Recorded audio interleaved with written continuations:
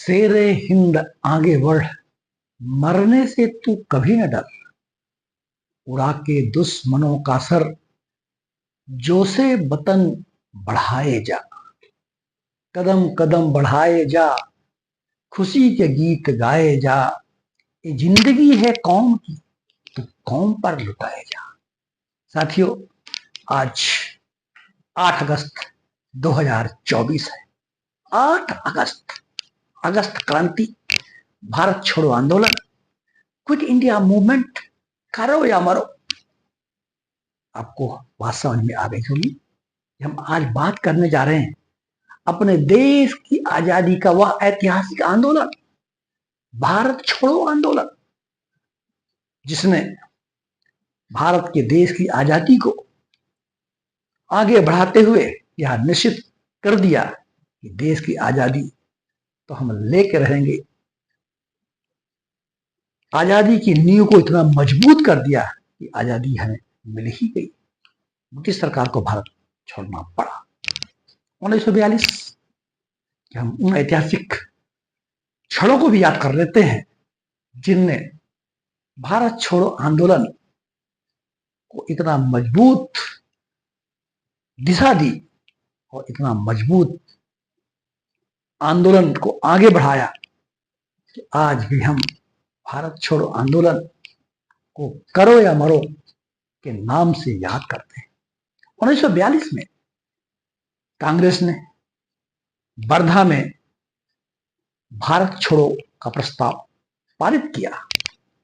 7 अगस्त 1942 को कांग्रेस की बैठक बंबई के ऐतिहासिक, आज बंबई को मुंबई कहते हैं, तब बंबई ही कहा जाता था, बंबई के ऐतिहासिक ग्वालियर टैंक में हुई।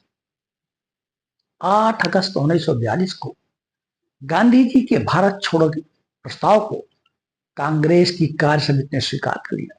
साथियों, कांग्रेस की स्थापना 1885 में हो चुकी थी, तो यह संगठन देश की आजादी के लिए बनाया गया था, वो हम अलग से बात करेंगे।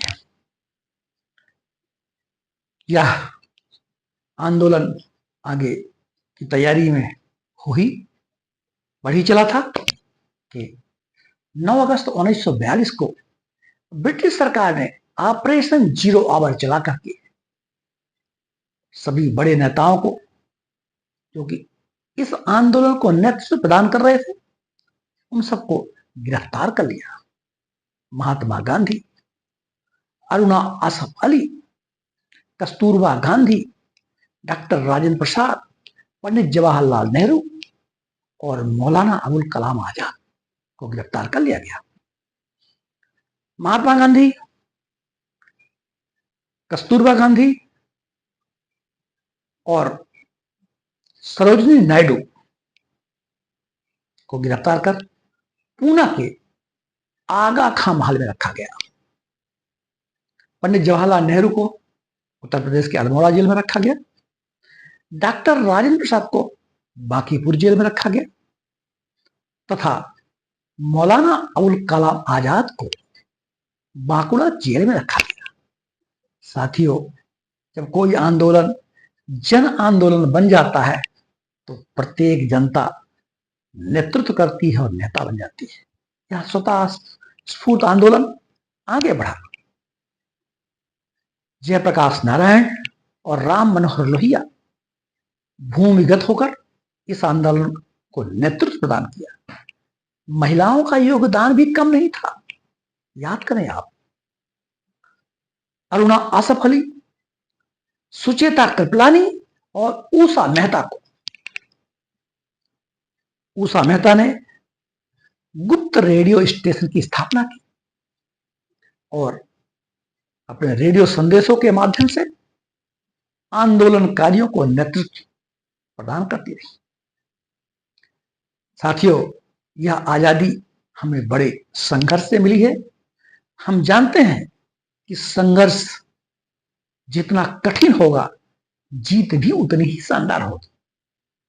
हमारी जीत शानदार हुई, हमारा देश आजाद हुआ और आज हमारा देश लोकतंत्र का एक सुदृढ़ आधार बना हुआ है, डेमोक्रेसी का एक मिसाल बना हुआ है। हाल ही में हम अपने पड़ोसी देशों की घटनाएं देख रहे हैं, जहां अभी बांग्लादेश की स्थिति देख लें, श्रीलंका की स्थिति देख लें, पाकिस्तान की स्थिति देख लें, अफगानिस्तान की स्थिति देख लें, मालदीव की स्थिति देख लें, और हमारे भारत की स्थिति को देख लें कि विभिन्न परिस्थितियों से, विभिन्न कठिनाइयों से, विभिन्न संकटों से जूझते हुए देश की आजादी को आगे बढ़ाया। भारत छोड़ो आंदोलन, जिसमें गांधी जी ने करो या मरो, डू आर डाई का नारा दिया। यही डू आर डाई हमारे देश के स्वतंत्रता संग्राम सेनानियों को सदा ही प्रेरणा देता रहा।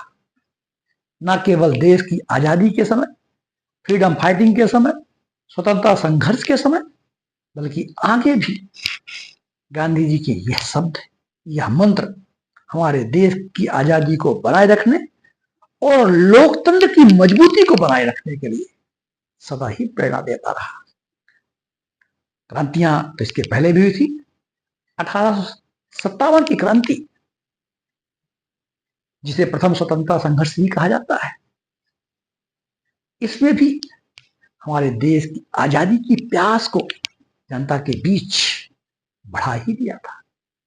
आंदोलन होते रहे, देश की आजादी का कारवां आगे बढ़ता रहा, और बढ़ते बढ़ते हम भारत छोड़ो आंदोलन तक पहुंच गए।